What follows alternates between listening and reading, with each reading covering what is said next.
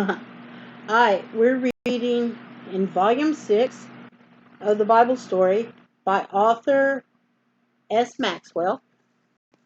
And we are at Part 2, Story 8, The King's Cupbearer. About 12 years later, about 12 years after this, a man by the name of Hananiah traveled from Jerusalem to Shushan, a city near the Persian Gulf, where the king had one of his palaces. Just why he went so long a journey, nobody knows. But when he got there, Nehemiah, the king's cupbearer, sent for him. "What news is there from Jerusalem?" asked Nehemiah, who also was a Jew. "How are the people getting along? What has happened to Ezra and those who went back with him? Have they rebuilt the city walls yet?" There was no newspapers in those days, no radio, no television, or Wi-Fi. So about the only way one could get news from news of other parts of the world was by asking travelers such as Hananiah, or Hanani. Hanani reported was not a cheerful one. For what he had seen, the people who had returned from captivity were in great affliction and reproach. Things were not going well. True, the temple had been rebuilt and services were being held in it, but as for the city wall, it was still largely broken down, and the gates burnt with fire, just as they had been for many, many years. On hearing this, Nehemiah felt very sad. For several days he mourned and fasted and prayed before the Lord of heaven, the God of heaven. "I beseech thee, O Lord God of heaven," he cried, "the great and terrible God that keepeth covenant and mercy for them that love him and observe his commandments. Let thine ear now be attentive, and thine eyes open, that thou mayest hear the prayer of thy servant, which I pray before thee now, day and night, for the children of Israel." Interesting. The King James. The King James. As he prayed, the thought came to him that perhaps he should go to Jerusalem and do what needed to be done there. But how could he leave his job? What, was he not the king's cupbearer? So he prayed that if God wanted him to go to Jerusalem, he would grant him mercy in the sight of this man, King Artaxerxes. Soon after this, as he was waiting on the king, the whole matter came up in the most unexpected way. As the king's cupbearer, Nehemiah was expected to be always smiling and cheerful, but this particular day he was not.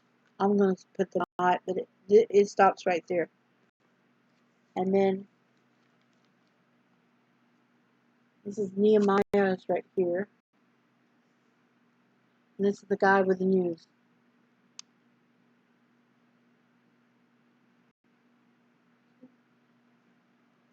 And we're going to repeat. But this particular day, he was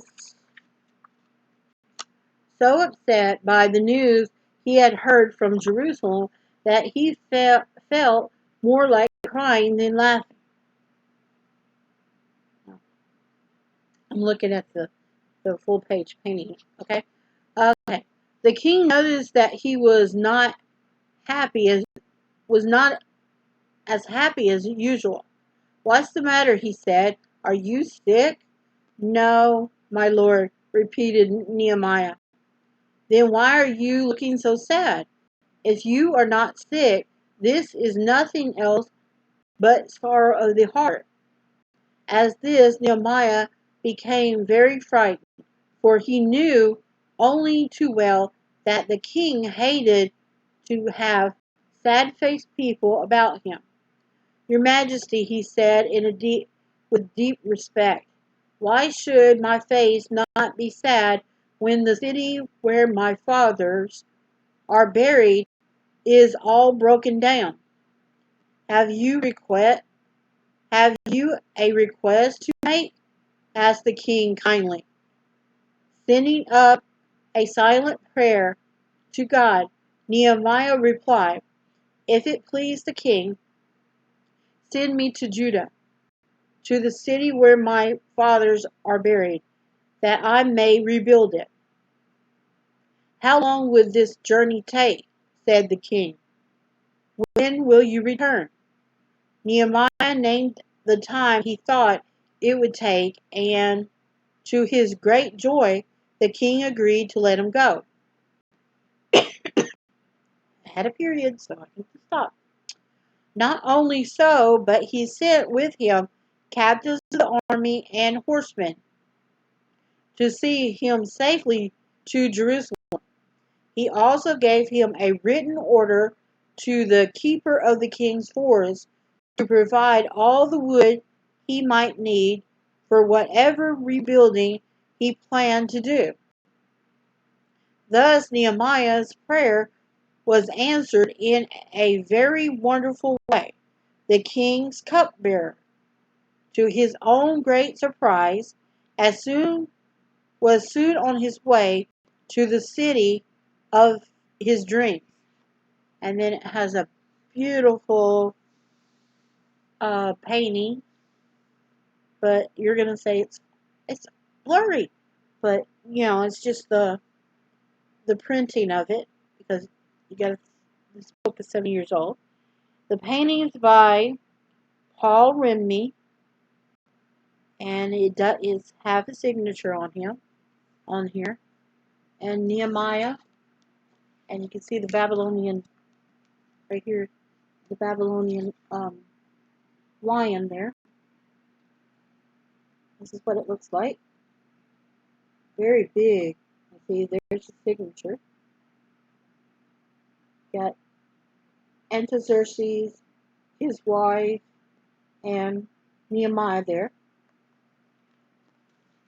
And the caption reads, "When the king saw the downcast face of Nehemiah, his cupbearer, he granted his request that he might return to the land of his fathers to rebuild the walls of Jerusalem." And that was the end of part 2, story 8. That was a short one. Okay, as always, I'm breaking these stories up. And this is we're gonna take the break, and then we'll be back and we'll finish it up. See what happens.